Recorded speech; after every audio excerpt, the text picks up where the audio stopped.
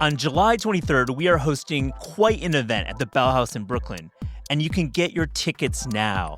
Eliza and I will be joined on stage by some of the food world's most interesting figures, including Haley Catalano and Chuck Cruz, and the one and only Padma Lakshmi. We will talk about summer cooking and some of the big topics of the day. The event will also feature a live taping of Bon Appetit's Bake Club with Jesse Shepchek and Shilpa Uskokovic. That's Haley, Chuck, Shilpa, Jesse, and Padma, all appearing on the Bell House stage with Eliza and I. July 23rd is the date. Get your tickets at the Bell House website or the link in our show notes. I hope to see you there. Embark on a gastronomic tour through Europe's finest flavors with European Tasty Tales, a podcast series that explores interesting stories behind traditions, taste, and iconic European Union products such as Italian Pecorino Romano, Croatian extra virgin olive oil, and Irish whiskey. Each episode celebrates the stories, culture, and people behind these extraordinary culinary experiences. Start your tasty adventure today by listening to European Tasty Tales on Spotify.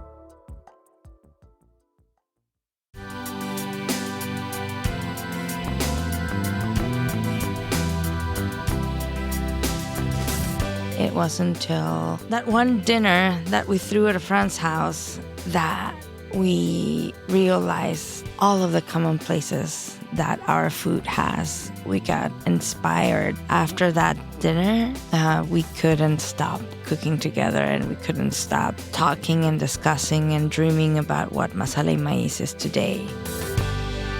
This is Taste. I'm your host, Eliza Barbanel. Norma Listman and Saqib Keval are the chefs and co-owners of Masala y Maíz, a Mexico City restaurant rooted in a mestizaje exploration of culinary traditions from India, East Africa, and Mexico. It was great to have them in the studio to talk about creating a more equitable restaurant that puts their workers first, expanding into a new location, shooting an episode of Chef's Table, and their favorite spots in Mexico City. Norma Listman and Saqib Keval, this is Taste. Thank you for coming on the podcast. Thank you so much for having us. Thank you. You came rolling in with a toolbox full of knives, so you're in the studio. How has your New York trip been so far? It's been amazing. I feel so well received by this city. Yeah. What have you been up to? We've been really busy. We've been in meetings. We've been meeting a lot of people. We've been cooking. We had a pop-up with the Karima restaurant. Mm-hmm. That went amazing.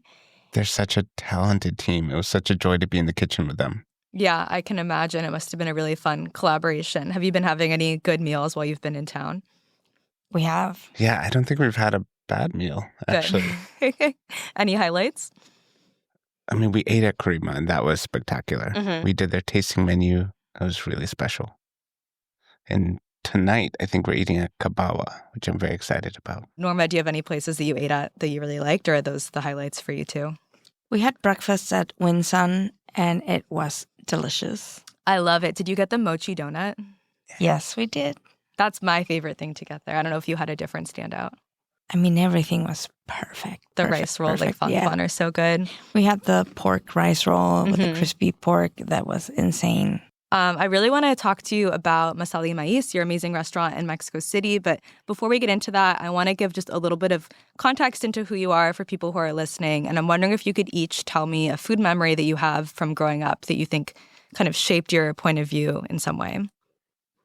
Recently, we've been talking about this more, but so my family were, immigrant family from South Asians from the East African diaspora, spent 100 years in Kenya and Ethiopia.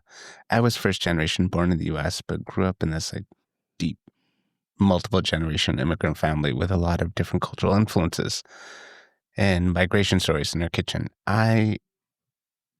Yesterday, or was it the day before, we were talking about my mom used to do leftovers in hard taco shells.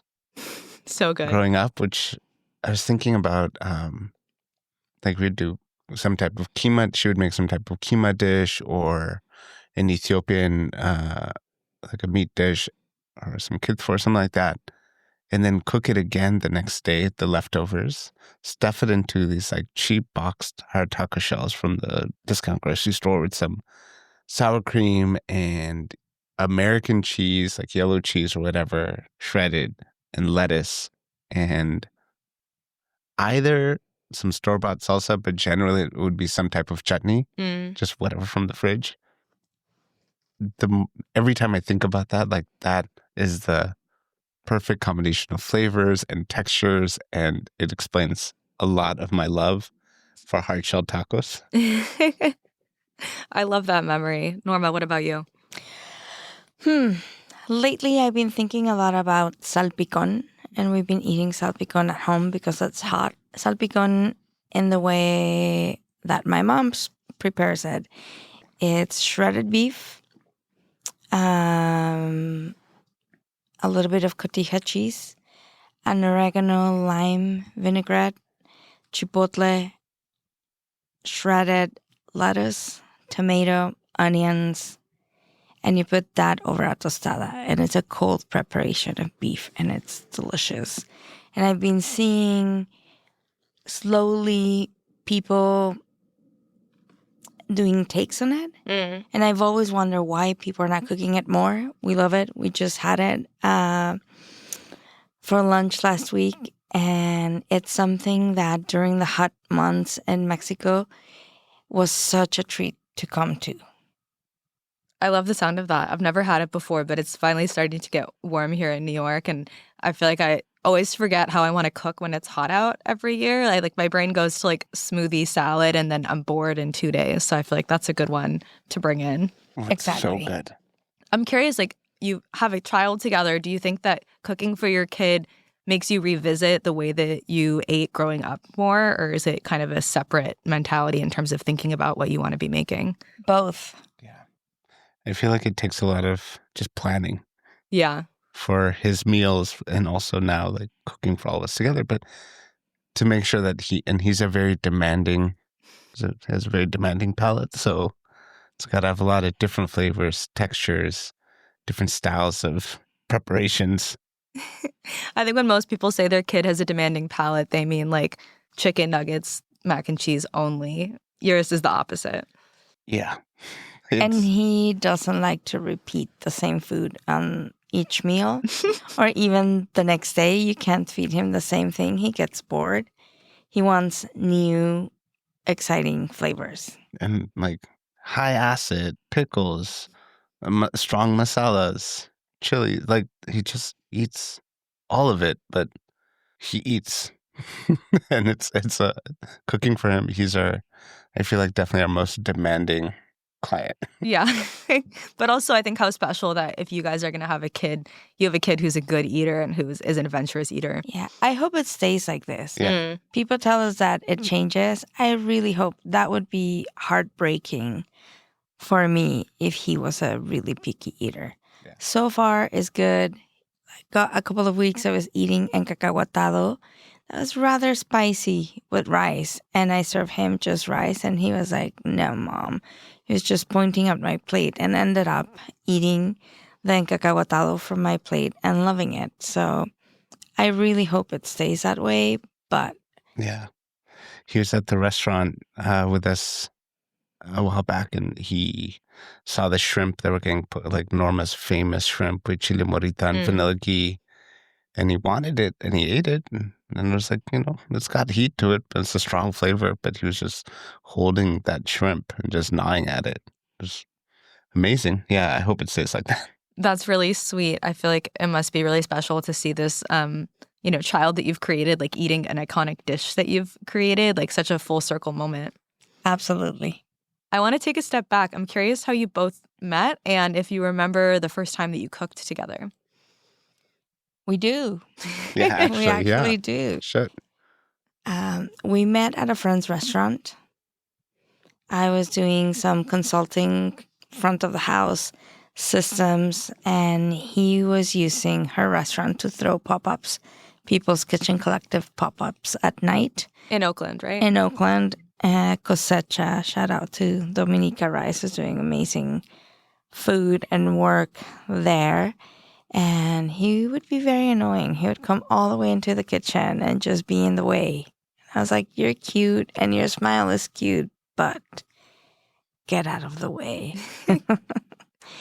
And a few months after that, another mutual friend invited us to work on a dinner together at the Museum of African Diaspora. I was running the meal and People's Kitchen was cooking. And I heard him speak and I saw the work that People's Kitchen was doing. And I was like, this is really important work. And we started collaborating since then. Saqib, could you maybe speak a little bit about what People's Kitchen Collective is and was doing for people who don't know about it? I thought you were going to ask me, can you speak a little bit about why you were so annoying? Why your smile is so cute. People's Kitchen Collective started as a political project looking at the migration of, well, it was at the intersection of food, art, and social justice. And we were trying to use food as a tool of community organizing and political work. We were and are deeply inspired by the survival programs of the Black Panther Party for self-defense, and we would do a lot of our work trying to replicate and continue work in their legacy. So we would do large-scale free breakfast programs. We would do kind of street shutdown takeovers where we would do large, like long tables in the middle of the street, inviting, community members to come and share elaborate meals together. What we were trying to do initially was look at how we can decolonize the restaurant model and create a dining space that was by the community, for the community, that celebrated Black and Brown and Indigenous farmers and cooked foods from our cultures in a way that wasn't precious and wasn't extractive and was very much rooted in community. At that time, when People's Kitchen started back in, like 2015, 2016, like around that time period, there wasn't a lot of these dining spaces that were prioritized the voices of immigrants, of people of color, that uplifted our foods and food stories. And that was, felt like really important work. It still is very important work, but it kind of fused this world of food justice and food sovereignty and like community organizing with food service and social practice art. Yeah, and it seems like a similar kind of building block to Masala y Maíz in terms of the ideology and the way that you want to structure the restaurant today.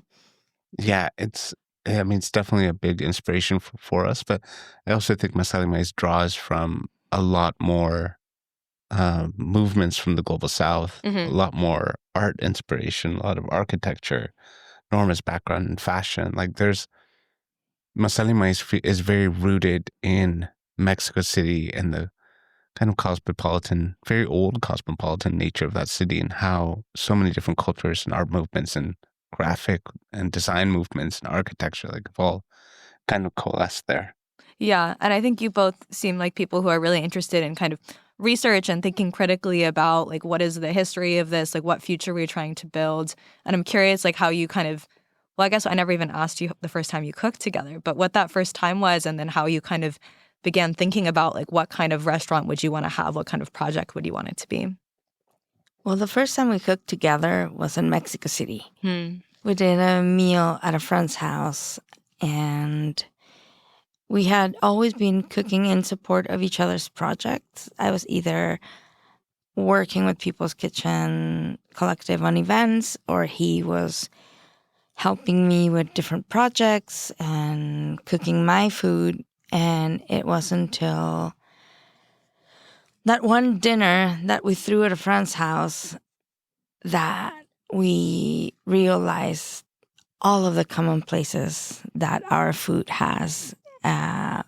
We got inspired. There's dishes from that meal, versions of that dish, of those dishes that are still on the menu at Masala y Maíz today. And it was going to the market and looking at ingredients and talking about where the ingredients came from, how do they get to India, how do they get to Mexico, what routes we're taking, and how the commonalities between the ways in which we eat culturally. And that was just the beginning. That after that dinner, we couldn't stop cooking together, and we couldn't stop talking and discussing and dreaming about what Masala y Maíz is today. However, when we started, we thought it was going to be a research project between two nerds that, were starting to go out, and this was going to be the excuse to meet in different parts of the world to do research and to cook and have fun. And little did we know then that we were going to end up opening a restaurant and be where we are today. Mm-hmm. Do you remember any of the dream research trip destinations that you wanted to do before you decided to open a restaurant instead? Yes, and now I'm bitter that we didn't do it. It's not too late. It's not too late. Fuck this restaurant. Let's go. Yeah. You're already in New York. Just keep going. We, the trip that we had planned that we actually canceled when we decided to open the restaurant was going to Japan.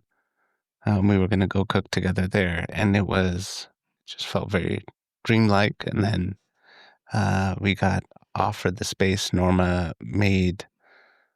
She was like, "Well, I'm going to open something in this space," and she gave me what was it, 2 weeks to move? Yeah, 2 weeks. You have 2 weeks to decide if you want to do this with me or not. But this is a good opportunity, and we did not want to open a restaurant. We were burnt out from working in restaurants in the Bay Area, and we had dreams of doing something completely different. I was back in Mexico City. I wanted to work with corn. I wanted to do a small tortilleria that would let me experiment with different processes and use the tortilla like a canvas, but in a more artistic than business kind of way and more research driven. And I was in Oakland still, and I had, a lease and a car and, my community there. And People's Kitchen was after so many years starting to take off and was becoming more established and had grown and was reaching the kind of levels that I'd dreamed of. But I could not imagine not doing this with Norma. So I broke my lease, sold the car, packed up the kitchen, shifted and took a backseat in People's Kitchen Collective and followed Norma to Mexico City. It just felt so right. Yes, of course, we were super in love and we were really excited about it. And it felt very sweet, but also creatively, politically, all of it just felt really kind of the right thing to do at the right time. Yeah. And I think it's so interesting to look back on that and see where you are now with so many iterations of the restaurant and a family and all of these other things. Life comes at you real fast. Yeah, 2 weeks goes by and then you have a whole new life. I've been really lucky. I went to the maybe second iteration of Masala y Maíz and also Marigold, the all-day cafe that you were doing. And I think that the collaboration between the two of you is so evident in the food, and the fact that you had these late nights coming up with all of these ideas and all of that energy. I feel like that energy really comes across on the menu and this kind of exploration of flavor that you're doing. And you call it mestizaje, right? A mixed race kind of combination of India and East Africa and Mexico. And I'm wondering if there are any dishes either on the menu right now or maybe earlier on that you think kind of really amplify what this exploration is and what kinds of delicious flavors can come out of it.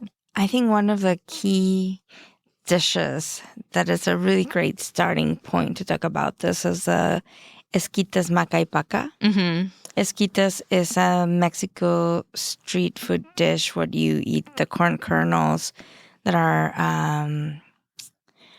boiled in water with a pasote and onions, and you finish them with cheese, lime, and mayo. And there's a Kenyan coastal dish called maca y paca, in which you cook the corn in coconut milk with a sofrito that has ginger and turmeric, and it has a very aromatic masala. And those two together are a great example of our food. It's become a very emblematic dish. So We cook the corn kernels. We start them like we would cook a traditional esquite. Then we drain the juice and then move them to the sofrito and add the coconut milk and all of the spices. And we finish them with lime, queso cotija, and mayo. It's a really cool, it's a great example of our approach to food, but also because in talking about mestizaje, it doesn't hide the fucked up history of how corn got to Kenya or how these ingredients have migrated. It's one of the reasons we don't use the term fusion, because fusion feels like such a Gimmick. And like it feels gimmicky, it feels cheap, it feels like a whitewashed version of food history, of where, like, when cultures come together, it's not always on the best of terms. Like, people are forced together sometimes, whether it's through sexual violence, through colonization, through imperialism, through forced migrations, and genocide. Like, all these types of things also cause, foods, new cuisines to come about. And the history of corn and that fucked up history of the Green Revolution and why corn came to Kenya and is not being nixtamalized, like all that kind of stuff, history is also in this dish. And Norma does a really great example of like contextualizing the politics and history of corn, not just in Mexico, but throughout the global South, and how the world consumes corn. Mm-hmm. Yeah, I think it's really interesting. Also, I think fusion sometimes has the connotation of somebody who's pairing things together that haven't been together previously, whereas like there are people who have been in the intersections of these cultures for generations who continue to do so, and it's not like someone is deciding to make like a kimchi quesadilla because it sounds good. It's because like somebody has this lived experience of combining these ingredients and these techniques in that kind of way. And that proximity, that cultural proximity. Yeah. And I think like there's fusion that's used in communities of color that are like cooking laterally in society, and we're just because English doesn't have a better term for that mixing of cultures, they call it fusion. And that for me is one thing. But predominantly in the fusion that gets more recognized and becomes more popular is generally like some white chef taking from different cultures where he feels like he found himself or whatever the fuck. Yeah. And then taking credit for it, of inventing a new cuisine. And that to me feels very gimmicky, it feels very extractive, it feels very cheap, and it feels like you're removing the cuisine from the culture, and that is like the peak of white arrogance for me, especially in our food waste and in our food culture. My kimchi quesadilla example maybe isn't the best one because, like, to me, I think of Roy Choi in LA who did Kogi Taco, and he's a Korean chef, but he was living in this, like, Latino community. And so to him, like, that wasn't him being like, I'm encountering a quesadilla for the first time and I'm going to put this in. It was born out of being in community with these people. Absolutely. And there's an old history of Koreans and Mexicans together, right? Like, that exists. Yeah, I think it's really interesting here in New York as well. I think there's been places like Chino Grande and a lot of the Chino Latino like places that have been getting more attention, and they are not, making fusion for no reason. They're cooking the food of their people in the way that they migrated to Mexico or to Peru, other places in Latin America. Yeah, absolutely. So that's why we use that term, because it encompasses so much. I think the terminology that is being used now here, it's third culture. Just what's born, from immigrants sort of living side by side. Yeah, I think that is the phrasing I've been seeing a lot. And it's nice to see like language continue to evolve as I think more and more people like want to find terms to explain their own existence or to like talk about other people in a more like authentic way. Yeah, absolutely. And English is a language that is constantly lacking, right? It's so limiting, young. Yeah. It's so young and just so, limiting. So it's cool to see it evolve like this. Yeah. I'm curious if you see like other restaurants in Mexico City that you think are doing kind of similar mestizaje explorations. I think so. I think that there's a new influx of people living in Mexico City now, and they're coming with their cultures, and they're doing by default, by living in Mexico, using Mexican ingredients. And as they get comfortable with the culture, they'll start incorporating things into their menus. Yeah. There's a Korean Mexican couple that have a restaurant called Jowang. That's really cool. Mm. They're doing really great Korean Mexican food. They but have in a very version particular way. of esquites Yeah. that it's delicious and Delicious. addictive. Yeah. I love the idea of like a esquite stay where everyone is making like different versions of this dish that are rooted in their own culinary traditions. Yum. I'm just fantasizing about what I want to eat. So I know that you had a big move, I guess earlier this year or maybe last year when you moved Masala Maíz to a new location. I was curious like how long you've been wanting to make that shift and like what doing that kind of has opened up for you.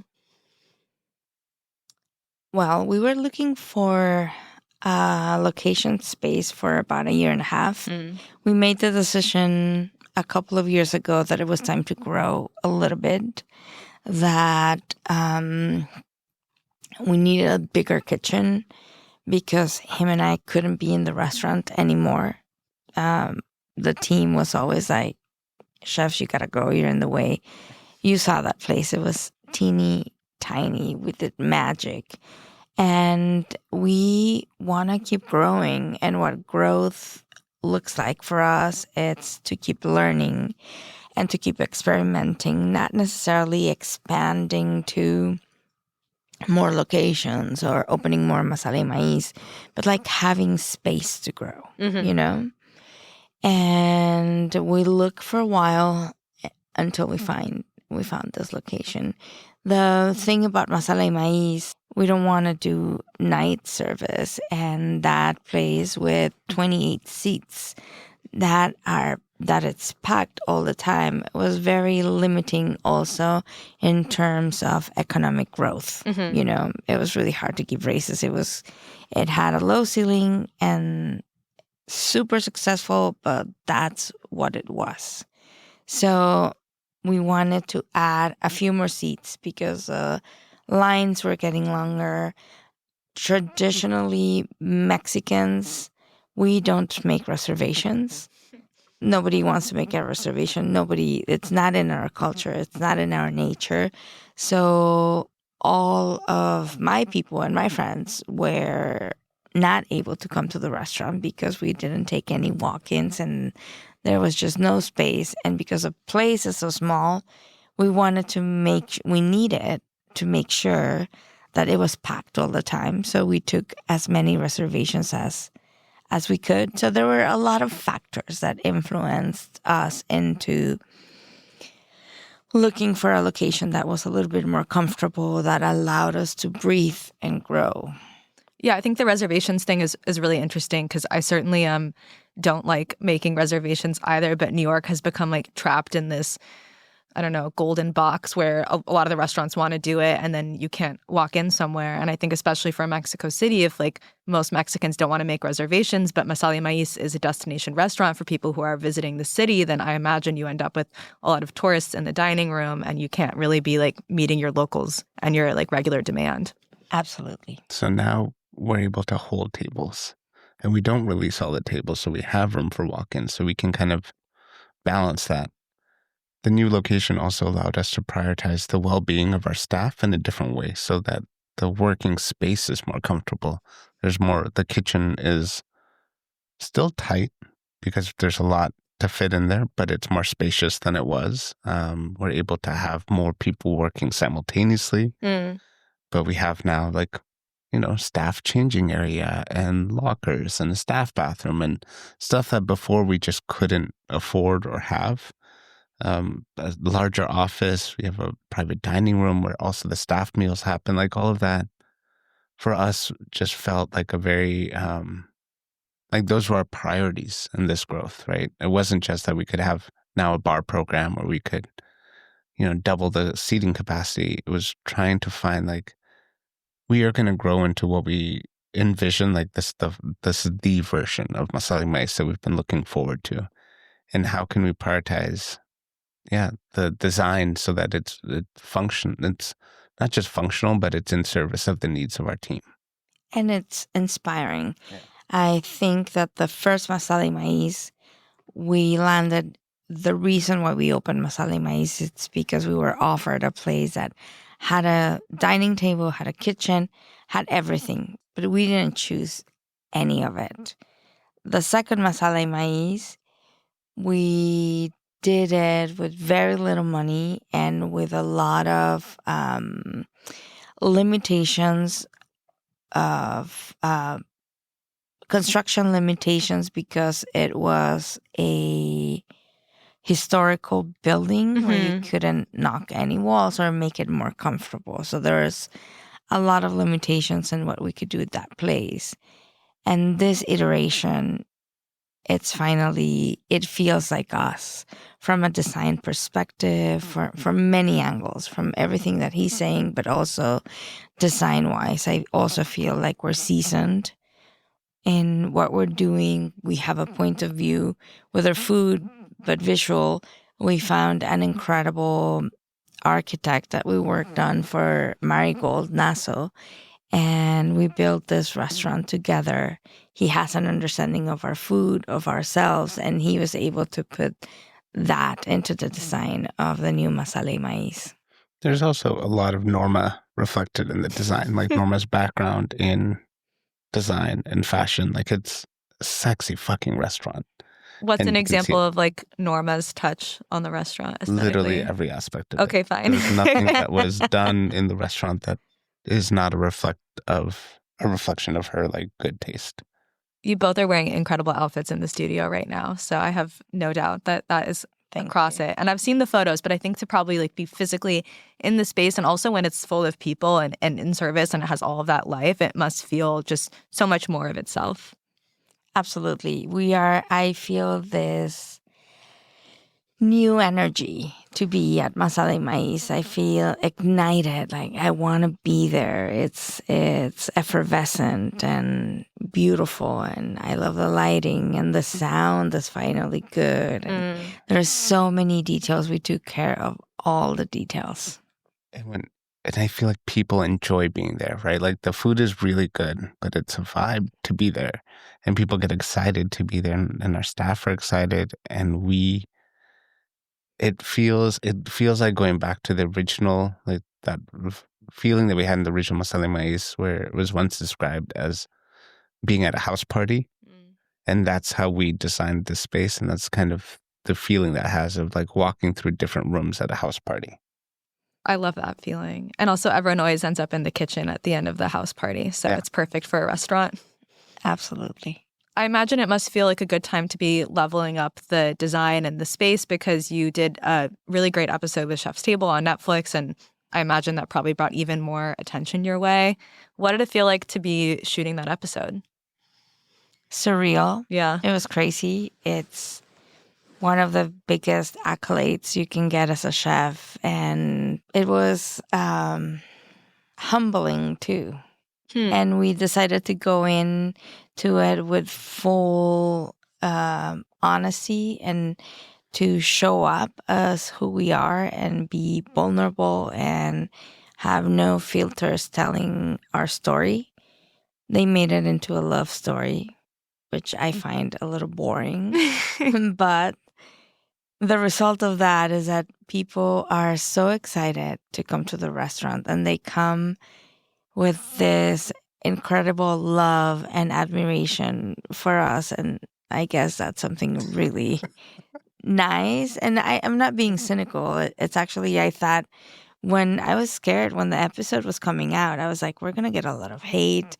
Like, I didn't know what to expect. TV, it's a beast of its own. And it has brought nothing but love and good energy to us, and that is very humbling. I was really mad because they cut a lot of my part on the episode. I had to fight for them to put my story. They made it at the beginning, it was like the typical just his voice narrating everything. Yeah, I noticed that. I was watching it like last night in preparation, and it was like really only in the second half that you got to talk. And I had to fight for that. Really? Yeah, that wasn't even part of it. I would have fought more, but then the baby was born and my priorities changed. But I had to fight because, I mean, I don't speak until minute 12 of the episode. And the restaurant. It's called Masala y Maíz, and it's a restaurant in Mexico City, and I am the Mexican chef. But I mean, in that sense, it's, white men with power telling our story, and it's also Netflix, and it was more like, how much do I want to fight?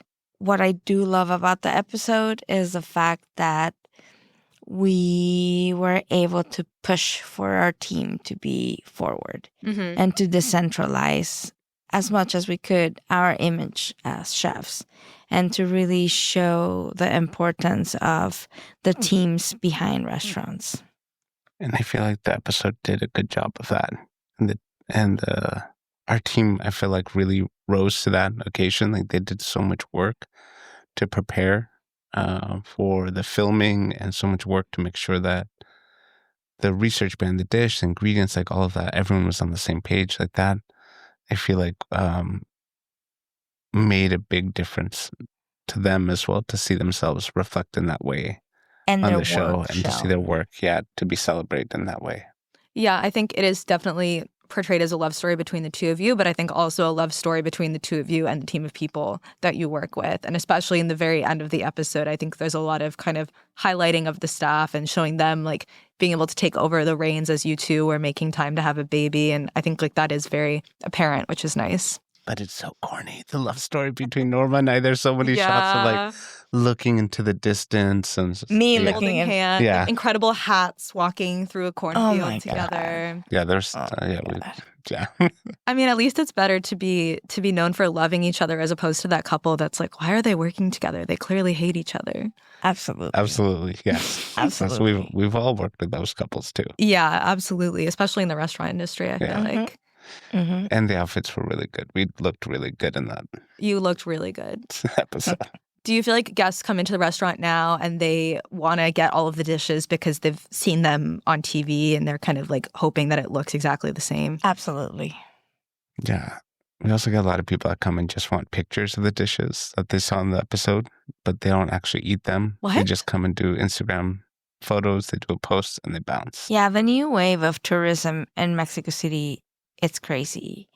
It's people following a list and they come and don't eat. They'll come to the restaurant and they'll have 2 dishes from the Chef's Table episode, and that's it. They can't eat anymore because they have a taco tour or the other restaurant on the list that they have to cross. It's really infuriating, to be honest. Yeah, because they're going to all these places and they're not engaging with the rest, or they're doing like multiple tasting menus in one day, right? Which is wild to me. So they're not really enjoying the food or eating it well or taking the time to appreciate whatever restaurant they're in. They're just trying to check the boxes. And that feels kind of also very imperialist and very distinctly American, to go and like, I need everything. I need to prove that I had everything. I need to conquer the city, like that kind of vibe, which is, it just feels very disrespectful to Mexican food and Mexican culture and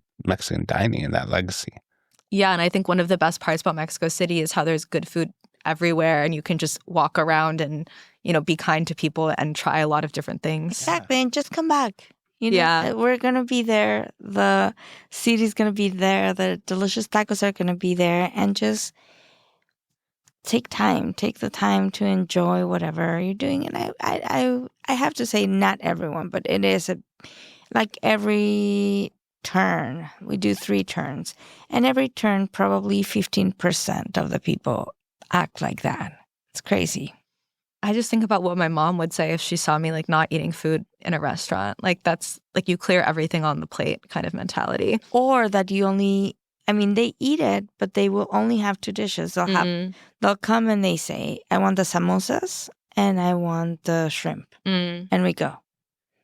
I just want to taste because they want to cross it off the list and do the next thing. And they want the Instagram. Yeah. Do you think being in Central, like, does that help at all? The fact that you're not in like Roma Norte area anymore, or not really? Yes. I mean, we love it. We love being in Central, but I mean, I don't think it makes a difference on that of how people interact with the restaurant, but it does make a difference of the community that we're in and being able to have a little bit of separation from the main tourist hubs. Yeah. It's also, it is a place that tourists should go. It's such an incredible neighborhood, and there's so much incredible food and architecture that I guess if people are going to go to Masala y Maíz, cross it off the list, hopefully they're able to do other things in that neighborhood as well. Yeah. Absolutely.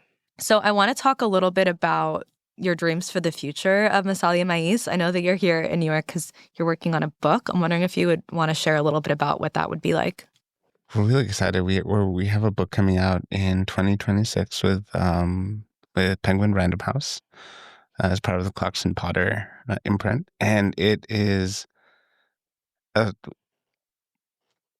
it's going to be our classic dishes from the restaurant, and also a lot of the stuff that Norma and I cook at home. And it's basically this approach that we have in Masala y Maíz as for the home cook. And what I'm most excited about it is that the recipes fucking work. Like going into it, our goal was to create a book that people would feel successful with. So the recipes have been tested and retested and tested specifically for the home kitchen and adjusted, and they're not like dumbed down in any way. They're not trying to simplify the recipe for the sake of simplification. Like they're solid recipes that you'll feel really good about cooking, and you're going to get the same type of flavors and the same type of dishes that you would have at the restaurant, but now for you to cook at home for your friends and family. Not the same type. The same dishes. Yeah. We're basically adapting the restaurant recipes to home cooking, but it's exactly the same. We're not holding back. We're not keeping any secrets. We're actually giving you the secrets in the book. It just makes like 4 servings instead of 20 or whatever. Absolutely. Exactly. I'm really excited about this. I feel like this is going to be a book that is going to be, in the best way, like stained and like beaten up a little bit in my kitchen. That's all I'll be flipping through it. Yeah. It has a lot of narrative too. There's a lot of essays in the book. There's a lot of political essays, historical essays, a lot of our point of view also woven into the recipes. I mean, I would expect nothing less, honestly. Yeah. Is there anything else that is coming up for you, or is the book the big project? I think the move was the big. It was huge, yeah. It was huge, and then now the book. And part of the move also made us hyper focus on the restaurant. All of a sudden, it demanded something different from us. It was a level up, having also a better kitchen. I do feel that the food is better, and we are now wanting to spend more time at the restaurant, coming up with new recipes, testing our tandoor oven, like growing, like this growth that I'm talking to you about. But it's this growth that when we talk to our team about the growth for the restaurant to grow, we need each individual person in the team to grow, including us, and to be excited about that growth. And there's been so much, that's the physical growth that we've been doing, but I feel like internally the push, this level up has been at the same level of bettering our systems, bettering our structures, more investment into the well-being and quality of life of our staff, and pushing for like the type of coaching work that we do with our team and the type of personal development work, like that growth, the individual growth that Norma's talking about, doesn't happen on its own. It's something that we, as the chef owners or Masala y Maíz as a business, is prioritizing to bring in resources to make sure that our staff are able to level up and feel comfortable and confident and feel celebrated and are skilled up for these positions. I love hearing all of that, and it makes me like even more excited to come back to Mexico City and try the new version, the new iteration of Masala y Maíz. And to close today, I want to play a little rapid fire game with you. So I'm going to ask you some questions. You're going to have to play some favorites. Just give me the first answer that comes to mind. Okay. Your favorite item on the menu at Masala y Maíz right now? Shrimp. Suaderos samosas. Those are both 2 of my favorites, I would say, from my last trip. Your favorite late night snack? Quesadillas. Tacos de suadero. Your favorite ice cream flavor? Corn. Pistachio. Corn ice cream is so hard to find, but it's so good when you find it. Mm-hmm. Your favorite like street food spot in Mexico City? I'm not going to tell you. Okay. La Tonina. Street food-ish. Yeah. Northern Mexico. La Tonina. Your favorite bar in Mexico City? Tlecan. Same. Your favorite bakery in Mexico City? Saint. Saint. Okay, finally, a fictional food scene, like from a book or a movie, something made up that you wish that you could magically eat in real life. Not in that way of eating it would be so wonderful and pleasurable, but the way food is written about and talked about in Octavia Butler's Parable series is fascinating and inspiring to me. Spirited Away, when the parents are eating at that market, at that night market. And like turning into pigs, but they Turning can't into stop. pigs, yes. Yeah. Everything in that market. I think Miyazaki is like the crowd favorite response, and nobody has ever said Octavia Butler in all the times I've asked. But I love both of these answers. Because it's very bleak. Yeah. But I like that you can see the beauty in that. And thank you so much for coming on the show. This has been so fun. Oh, thank you so Thank much you for having us. Eliza, we are back. We haven't seen each other in a long time. Yeah, we've been traveling. We've been traveling. I was in Spain. You were in Houston. You're going to tell us all about your trip to Houston. Your first trip, correct? My first trip to Texas, No shit. which is crazy. I don't know how I have gone my life without being there. Definitely my first time in Houston, H-Town, as I kept calling it, to the chagrin of all of my Houston friends that I was with. Well, people do say that, but like not tourists. Not tourists, yeah. I had a great time in Houston. I think going in, I was definitely soliciting a lot of recommendations from people about food. And I think Houstonians are really proud of their city and certainly really proud of the food scene. And so I went in with a lot of expectations and I left feeling like I ate consistently so well. I love to hear that about Houston. And I think it's so cool that your first trip to Texas was in Austin. Because I think a lot of East West Coasters, they always go to like South by. Yeah. But I've unequivocally, before you left, I was like, Houston is my favorite Texas city for food. It's an incredible city. So tell me about it. Yeah, I want to run you through maybe some of my favorites from the trip. Sure. The first meal that I had in Houston was just a phenomenal start. My friend Danielle recommended this combination of tacos and then an ice house, which I don't know, have you been to an ice house in Texas before? I think are you talking about the Alabama Ice House? I've been to that one specifically, but an ice house in general is this kind of indoor-outdoor style of bar that's very known in like the Houston region. I think they have to serve a lot of beer on ice, and that's where the name comes from. So we went to the West Alabama Ice House, which is very legendary. Yep. They've been open since 1928. And beforehand, we went to this taco truck that was just right across the street. I think most people probably know it as like the taco truck by West Alabama Ice House, but it's called Tacos Tierra Caliente, and they do barbacoa, which I love and is harder to find in New York because I think people don't really have, the space to be doing full slow roasting barbecue in that style way. It was delicious. I love it. I've been there for both. It's an incredible place. So good. Yeah. The woman working at the taco truck was incredibly kind. I ended up chatting with her for a while. She gave us more tacos because it was our first time in Texas, and she, was just so kind. And we ended up having to give some of the extra tacos to a stranger at the bar because we couldn't eat all of them, but they were so good that, couldn't let them go to waste. Had them with like a really nice frosty Lone Star beer. Good way to start. Quick question about Texas tacos or Houston tacos. Did you going in? You obviously know LA tacos really well, but is there a difference to the style of taco in Houston, or at least? Yeah, I think there's probably a couple different things going on. I think certainly flour tortillas are more common in Texas because it's closer to the region of Mexico where flour tortillas are more popular. Also, just barbecue in general, obviously, is so big in Texas. Like barbacoa is, a traditional Mexican style of slow roasting meat. So I think the fact that like they have space to do barbacoa in Texas, I knew that would be a big thing. And I had a lot of flour tortillas, I think, the whole kind of trip because I knew that there would be a lot of good ones there. So tell me more. Okay, so Vietnamese food, another huge thing I think that was recommended to do in Houston. They have one of the biggest Vietnamese populations in the country.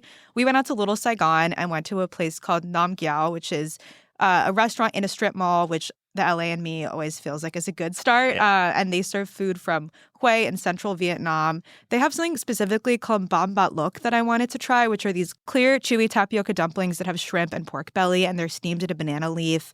They actually have like a sampler platter trio of three different kind of squishy, savory tapioca dumplings and banana leaf that we got. And we also got bun bo hue, which is like that really rich, tangy rice noodle soup, lemongrass, shrimp paste, a couple kinds of meat and sausage going on in there. That was awesome. And then afterwards, we went to a place called Linda's Tropical Fruit, which is nearby. Oh, wow. Separate strip mall. They do smoothies, fresh sugarcane juice, cut fruit, all of these things. But we specifically went because I saw on Google Maps that they had wax apple there, which is this fruit that I really loved when I was in Taiwan and Thailand earlier this year that is really hard to find here in the U.S. We bought, Matt, like a 4-pound bag of wax apple because it was the only quantity in which they would sell it to us. For the hotel. And there was it was an unreasonable amount of wax apple to consume. So I was kind of giving it away to people. Did you burn out on wax apple by the end? Or do you still have the deep love for it the same? I still love it, but it wasn't quite, obviously, it wasn't quite as good as like when it hasn't been transported around the world. But I was really excited. When you buy a large quantity of something that you really covet and then you have the first one, you're like, oh, I just bought a lot of these. Yeah, I mean, I was excited about it for sure, and it was fun to give it to friends who had never tried it before. Totally. But, I would still recommend going here. Also, just like the smoothies and the juices that they do. Sounds amazing. Super good. I had to go to barbecue. I went to Truth. Have you been to Truth? I never went to Truth. No, tell me about it. Truth is I think one of the most common recommended ones when I opened up my DMs and asked people. And they do what they say is Central Texas style barbecue. I have not had enough barbecue in Texas to know what specifically that means, but it was very delicious. We got, all the good things, brisket, smoked ribs, mac and cheese, potato salad. They do Brussels sprouts that have the jus, like meat poured on top. Yeah. Super good. And also like a corn pudding. It was like a crazy lunch to do because then I just needed to take a nap afterwards. Yeah, that's a tough. It's probably like hill country barbecue outside Austin, that style with the beef brisket being the main one. Yeah. And we also tried the smoked turkey, which was not something that we ordered, but I was chatting up one of the guys working the barbecue line and he gave us a sample and said, this is not something that most people order, but I think it's one of the best ones. And it was like incredibly juicy, tender turkey, which I think is like not something that I've normally had before. Definitely not. I think the smoking is the best for turkey. We're getting ahead from our Thanksgiving conversation. Yes, it did make me wish that I had the ability to smoke a turkey for Thanksgiving. For Thanksgiving, exactly. Which is something my uncle does in LA when you have the weather for that. 2 more that I want to recommend. Okay, cool. The original Ninfa's on Navigation. You went? I went. Yes, that was like my rec, and I was like, you gotta go. Yes, I went with our friend Jessie Sparks. Yes. And we had like the most joyous reunion over margaritas and queso and fajitas. They're known for originating or at least introducing the U.S. to fajitas. They have the best slogan of any restaurant I've been to, which is the best Mexican food since Texas was Mexico. That is like so good. It's perfect. We got steak fajitas, obviously, queso for the table. It was right before Pride Night at the Astros game, which is right near there. Yeah. So the dining room was full of people with like rainbow Pride like baseball hats on who were going to the game, which I had no idea what was happening. And I was like, what's happening You're like, here? did I just, like, what am I walking into? Right. It was awesome. They even have a Ninfa's branded shuttle bus that will drive people to the Astros game from there. I have been there on a game day as well. What I think about Ninfa's is just the quality of the beef. Yes.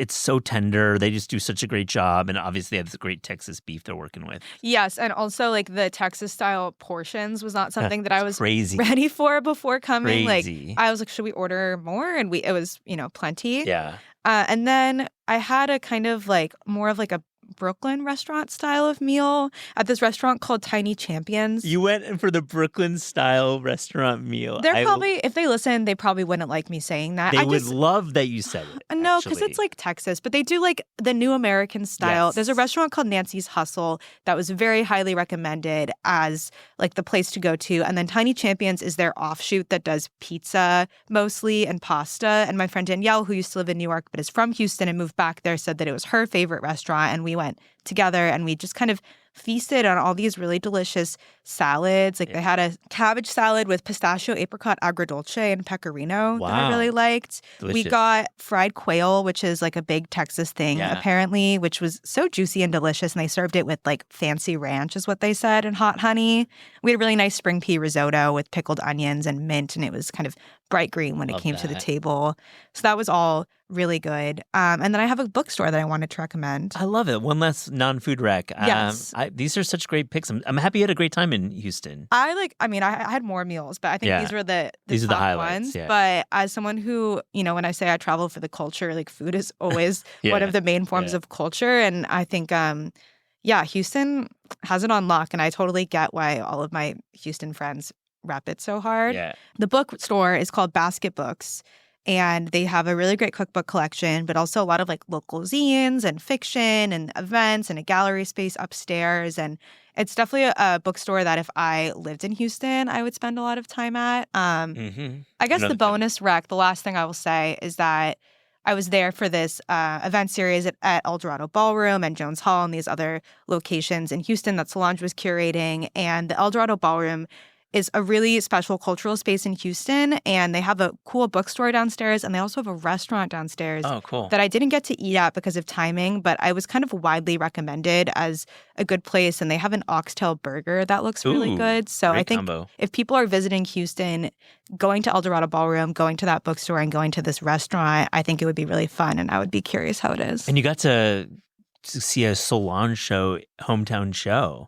Yes, she wasn't performing, but it was a series that she curated. And it, right. At the Jones Concert Hall, it was like a night of Black female composers, and some of her work was being played by the orchestra as well as like some other composers. And she, came out on stage and thanked everyone for being there. And the noise volume in this like Jones Hall, I don't think there's ever been applause as loud before, which was really special. And honestly, I can't wait to go back to Houston. Well, thanks for sharing your Houston recs. I'm definitely going to book a trip there soon.